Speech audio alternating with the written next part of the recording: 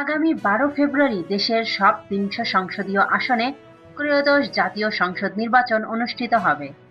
নির্বাচনের প্রস্তুতির অংশ হিসেবে বুধবার ২১ জানুয়ারি মধ্যরাত থেকে ব্যালট পেপার ছাপার কাজ শুরু হচ্ছে।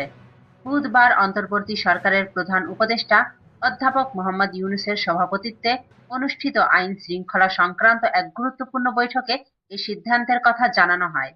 বৈঠক শেষে বিকেলে রাজধানীর বেইলি রোডে ফরেন সার্ভিস একাডেমিতে আয়োজিত এক প্রেস ব্রিফিংয়ে প্রধান উপদেষ্টার প্রেস সচিব শফিকুল আলম সাংবাদিকদের এ তথ্য নিশ্চিত করেন।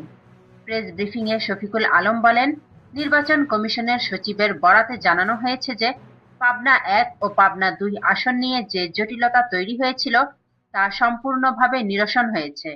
ফলে এসব আসনসহ দেশের সব ৩০০ আসনেই নির্বাচন আয়োজনের আর কোনো বাধা নেই।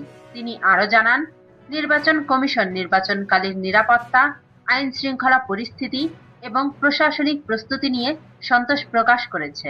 আইন-শৃঙ্খলা বাহিনী নির্বাচন সুষ্ঠু, শান্তিপূর্ণ ও অংশগ্রহণমূলক করতে প্রয়োজনীয় সব প্রস্তুতি গ্রহণ করেছে।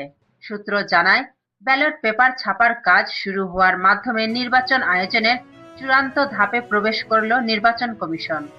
আগামী কয়েকদিনের মধ্যে প্রার্থীদের প্রতীক বরাদ্দ, ব্যালট পেপার বিতরণ ও কেন্দ্রভিত্তিক নিরাপত্তা পরিকল্পনা বাস্তবায়ন করা হবে। অন্তর্বর্তী সরকার ও নির্বাচন কমিশন জানিয়েছে, নির্বাচনকে কেন্দ্র করে কোনো ধরনের বিশৃঙ্খলা, সহিংসতা বা অনিয়ম বরদাস্ত করা হবে না। সব রাজনৈতিক দলকে সমান সুযোগ দিয়ে একটি গ্রহণযোগ্য ও বিশ্বাসযোগ্য নির্বাচন আয়োজন করাই সরকারের মূল লক্ষ্য।